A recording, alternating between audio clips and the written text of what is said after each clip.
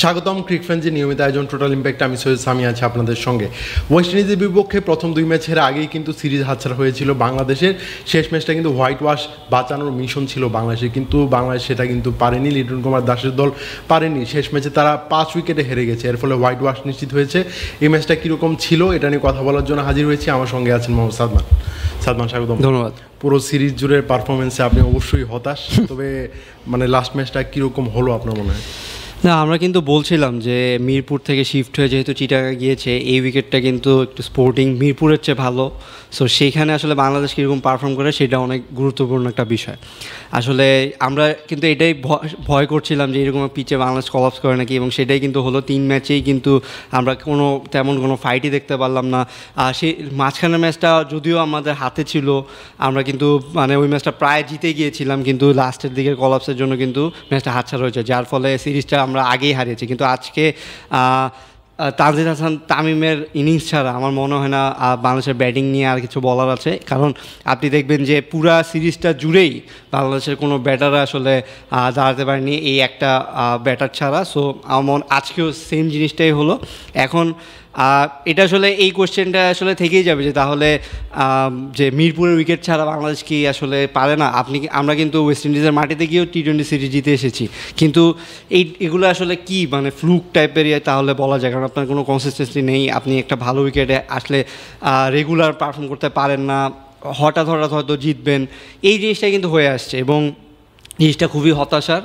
আমরা মিরপুরের উইকেট ছাড়া যদি জিততে না পারি তাহলে আমাদের আসলে উন্নতির দিক আসলে অনেক জায়গায় রয়েছে। এখন বাংলাদেশ এটাকে কিভাবে, নতুন বোর্ড কিভাবে জিনিসগুলোকে রিকভার করবে সেটা এখন দেখার বিষয়। আগামী অবশ্য T20 বিশ্বকাপ আছে, সেই বিশ্বকাপের আগে আমাদের আরও বেশ কয়েকটি সিরিজ আছে সামনে। আমরা আয়ারল্যান্ডের বিপক্ষে খেলবো, সেখানে 2টা T20 ম্যাচ চট্টগ্রামে, একটা T20 ম্যাচ ঢাকায়, হয়তো বা লাস্টের ম্যাচটা জিততে পারবো, হয়তো বা চট্টগ্রামে আবারও আমরা এরকম চ্যালেঞ্জের মুখেই পড়বো। আমি এই সিরিজেই যদি আসি, বাংলাদেশের সেকেন্ড হাইয়েস্ট রান স্কোরার এই সিরিজে তানজিম হাসান সাকিব, সেটা 42 রানের। এর ফলে আসলে বোঝা যাচ্ছে যে বাংলাদেশের ব্যাটসম্যানরা কী পরিমাণ আসলে রান করেছেন প্রত্যেকে। আজকের ম্যাচটাই যদি আপনি ধরেন যে বাংলাদেশ অল আউট হয়েছে, এর মধ্যে 2 জন ব্যাটার মাত্র 2 অঙ্ক পেরোতে পেরেছেন, একজন সাইফ হাসান আর একজন তানজিদ হাসান তামিম। ঠিক আছে, তামিমের এই 89 রানের ইনিংসটা যদি আপনি আলাদা করে রাখেন, এখানে কিন্তু বাংলাদেশের রানটা আমার মনে হয় না 50ও পের হতে পারবে। সেই জায়গাটায় আসলে এই বাংলাদেশের ব্যাটারদের আসলে ভুলটা কোথায় হচ্ছে? তারা কি আসলে উইকেটে মানিয়ে নিতে পারছে না, নাকি তারা মেন্টালি ওই রকম স্টেবল না যে পারফর্ম করতে পারবেন এইরকম? না, আজকে আমি আরেকটা জিনিস বলি যে আজকে কিন্তু আমরা 4টা পরিবর্তন নিয়ে মাঠে নেমেছিলাম। সেখানে পারভেজ হোসেন ইমনকে ওপেনিংয়ে ফেরানো হয়েছে, শেখ মেহেদিকে ফেরানো হয়েছে, তাছাড়া নুরুল হাসান সোহান কিন্তু ব্যাক করেছিলেন একাদশে। তাও কিন্তু আমরা কিন্তু ওই ফর্মটা কিন্তু ফেরত পাইনি। না, এখানে আপনি যদি দেখি যে আমাদের আসলে মিডল অর্ডারটা কিন্তু সাফার করছে সবসময়। আমরা যখন ওপেনিংয়ে হয়তো একটু ভালো শুরু পেলেও কিন্তু মিডল অর্ডার কিন্তু আসলে প্রত্যেকবারই ল্যাকিং দেখা যাচ্ছে, এবং আমাদের লোয়ার মিডল অর্ডার যাদেরকে আসলে আমরা ফিনিশার বলে আসছি, যে এই প্লেয়ারগুলো ফিনিশার, জাকের আলী অনেক, শামীম হোসেন পাটোয়ারি, তারা কিন্তু ফেল করছে। ইভেন নুরুল হাসান সোহানও কিন্তু ভালো খেলতে পারেননি। সো আপনি এরকম যখন একটা ডেপথের ব্যাটিং লাইন আপ নিয়ে থাকবেন, যেখানে আপনার বেশিরভাগই ফিনিশার, মিডল অর্ডারে আসলে তেমন একটা ইম্প্যাক্টফুল প্লেয়ার নেই, তখন কিন্তু মানে এরকম কলাসটা হতেই পারে। কারণ আপনার তাদের মাইন্ডসেটেই থাকে যে আমরা এসে আসলে ধুমধারাক্কা মারবো।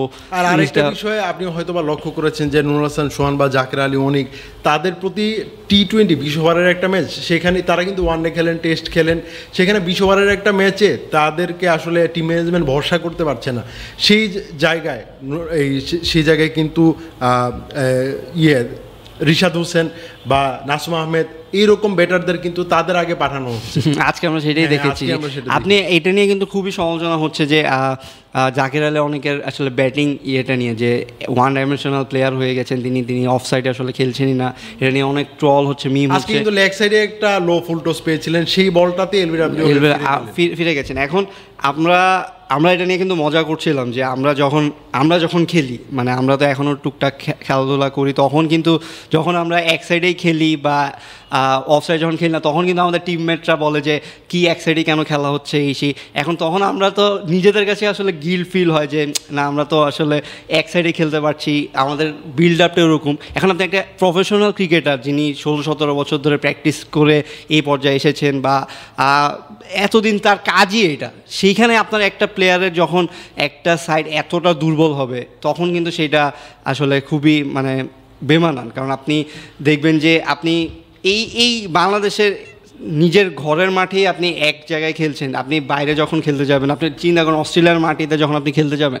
আপনি এই শর্ট সিলেকশন, এই এক সাইডে খেলা দিয়ে আপনি কিভাবে আসলে জিনিসটা পার করবেন। এখন আর আপনি দেখেন ওয়েস্ট ইন্ডিজের বোলাররা তারা কিন্তু খুব ভালোভাবে কোপ আপ করেছে। ওয়ানডে সিরিজটা ভাগ্য গুণে আমরা জিতে গেছি, মিরপুরে খেলা, তাছাড়া আমরা আমাদের বোলাররা খুব ভালো ফর্মে ছিলেন, এই কারণে হয়তো বা জিতে গেছি।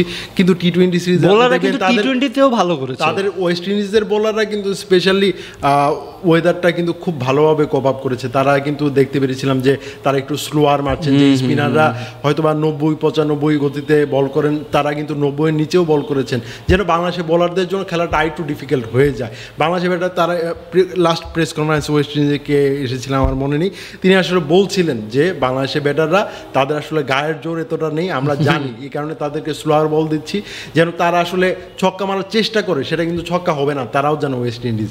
সো আমরা আসলে ওই নিজেদের পাতা ফাঁদে আসলে পা দিচ্ছি আমার মনে হয়। এখন এই যে আপনি এটা তার তো হোমওয়ার্ক করে এসেছে তারা, র্যান্স আমি সবসময় আপনি দেখবেন যে ডাগ আউটে তিনি ব্যস্ত থাকেন, ম্যাচের অ্যানালাইসিস করতে থাকেন, বা তারা কিন্তু সবসময় অপোনেন্ট টিমের দুর্বলতাটা খুঁজে বের করার চেষ্টা করেন, সেভাবেই কিন্তু বাংলাদেশেরটাও ইয়ে হচ্ছে। কিন্তু আপনি নিজের হোম গ্রাউন্ডে যদি আপনারা ভিজিটররা এসে আপনাকে এভাবে আসলে নাকানি চুবানি খাওয়ায়, তাহলে আসলে সেখানে আপনার উন্নতিটা কোন জায়গায় হচ্ছে সেটা দেখার বিষয়। কারণ আপনি মিরপুরের উইকেট ছাড়া আমরা যেটা বুঝলাম যে আমরা কিন্তু ভালো উইকেটে ভালো খেলি না, আর বছরে আপনি একটা দুইটা সিরিজ জিততেই পারেন বা একটা দুইটা ম্যাচ আপনি জিততেই পারেন ভালো উইকেটে, সেটাকে আসলে উন্নতি বলা যাবে না এবং সেইটা ধরেও বসে থাকা যাবে না। কিন্তু আসলে আমরা একটা ইমোশনাল জাতি, এখানে বাংলাদেশের মানুষরা ক্রিকেট নিয়ে অনেক ফ্যাসিনেটেড, এখানে তারা সবসময় এখানে ইনভেস্ট করে, তারা খেলা দেখতে আসে। কিন্তু এইগুলার প্রতিদান হিসেবে বাংলাদেশের প্লেয়ারদের বা ম্যানেজমেন্টের উচিত যে আরও নিজেদের কিভাবে গুছিয়ে, নিজেদের প্লেয়াররা কিভাবে আসলে গোছানোর কথা অনেক পরে। বাংলাদেশের ক্রিকেটাররা যে নিজেদের একটা দায়িত্ব আছে, আমার মনে হয় না সেই দায়িত্বটা ওরা পালন করছেন, তারা নিজেদের আসলে নিজেদের চেষ্টাটাও করছেন না। আপনি সিঙ্গেল ডিজিটে প্রতি ম্যাচে আউট হতে পারেন না। আপনি হয়তো বা তানজিদ হাসান তামিমের একটা জিনিস বলবো বা সাইফ হাসানের একটা জিনিস বলবো, তারা অন অ্যান্ড অফ কিন্তু পারফরমেন্স করছেন। আপনি প্রতি ম্যাচে সিঙ্গেল ডিজিটে আউট হচ্ছেন, এটা আসলে কোনো উন্নতির পর্যায়ে কিন্তু পড়ে না। আমার মনে হয় এখনই আসলে কোচিং স্টাফে যারা আছেন তাদেরকেও আসলে কারণ দর্শানোর একটা নোটিশ দেওয়া উচিত, এইসব ব্যর্থতার আসলে কারণ কি। আপনি যখন টি-20 বিশ্বকাপে যাবেন, সবগুলা ম্যাচ হেরে আপনি যখন টুর্নামেন্ট থেকে বিদায় নেবেন, তারপর আসলে বাংলাদেশ ক্রিকেট বোর্ড নড়চড়ে বসবে যে আমাদের টিমটা আসলে ভালো হয়নি, এই ব্যর্থতার রিপোর্টটা আসলে আমাদের জানতে হবে। লাস্ট 2019 বিশ্বকাপে বাংলাদেশ আসলে কেন ব্যর্থ হয়েছিল সেটার রিপোর্ট কিন্তু এখনও জনসমক্ষে প্রকাশ করা হয়নি। আগের বোর্ড ছিল, তারাও এগুলো নিয়ে ডিলে করেছে। তারপর কিন্তু প্রধান কোচের চাকরি গিয়েছিল, তারপর কিন্তু এইগুলো নিয়ে কিন্তু কাটা ছাড়া কিছুই হয়নি। কোচিং স্টাফে পরিবর্তন আসে, কিন্তু বাংলাদেশে এই সংস্কৃতিটা থেকে আসলে বের হয়ে আসতে পারে না।